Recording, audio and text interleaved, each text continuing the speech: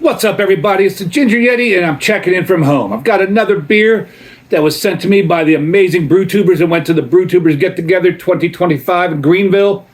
And this beer here is Blueberry Skies from Pangea Brewing Company out of Greenville, South Carolina.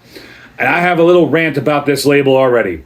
So, on Untappd, it doesn't say anything about it being a collaboration. But on the front of the can here, it says it's a collaboration. And there's a couple different logos. One of them says PKL, which I think might be Pickle Park, Southernside Brewing.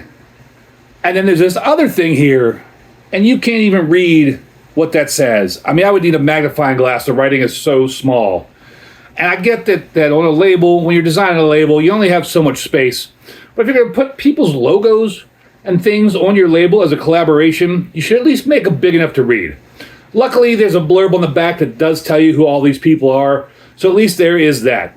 But still, brewers, label designers, make your shit big enough that the average 40-year-old can read it, right? Or any beer drinker, for that matter. So, like I said, this is the Blueberry Skies. It's a blueberry blonde ale, 16 ounces, 5% ABV. It's got pizzas and speakers and flowers and hop cones and trees and kegs and all kind of things and pickles. Just kind of hanging out on the can here. And like I said, on the back, there's a blurb that kind of explains this beer. The other thing I forgot to mention, when I saw these logos, I tried to go on the website to find the beer, and this beer isn't even listed on the brewery's website. If you're going to list all your beers on the website, please list all of them. If I can buy it, it should be on your website, at least something about the beer. But I digress once again. So, on the back of the can here, for Earthfest 2025, we had to make an epic collab beer to go along with the day.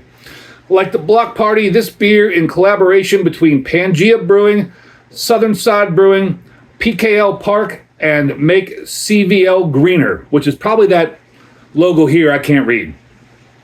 Brewed with a light malt base and a kiss of blueberries, this easy drinking ale delivers subtle fruitiness without overpowering its smooth, crisp finish. Whether you're soaking up the spring sunshine or just enjoying the sweet tunes of Greenville's most epic block party, this beer will brighten up your day.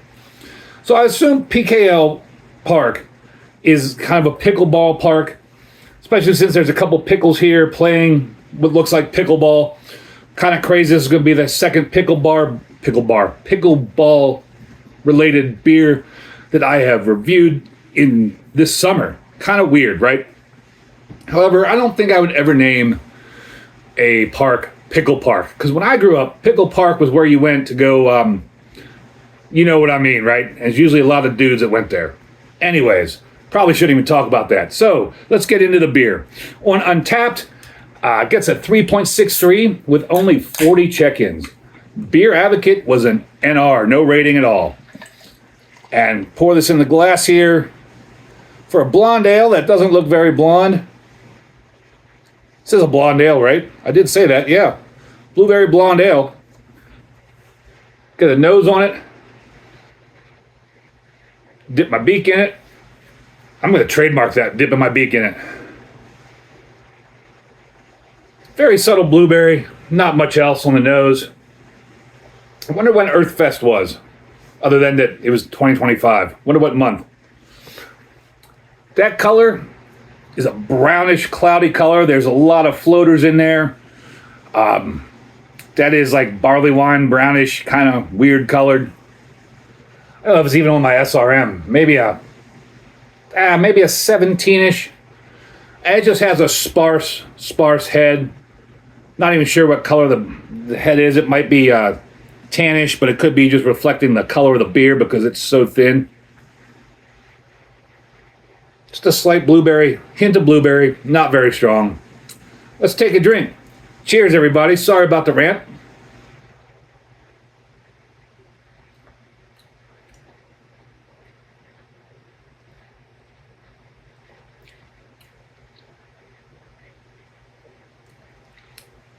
That's weird. Another weird beer. It's got some, does have a very, very light hint of blueberry in there.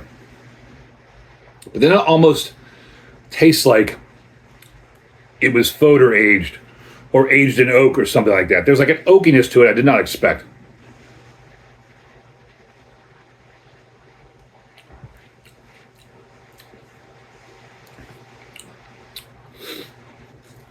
And on the back end, it's like maybe my imagination, but there's just whispers of a smokiness.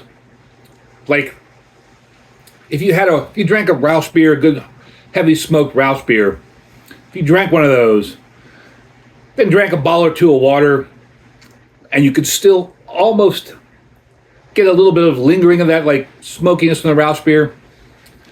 I kind of picked that up on the back end, which is unexpected completely. Light bodied, somewhat drying, very crushable, easy to drink.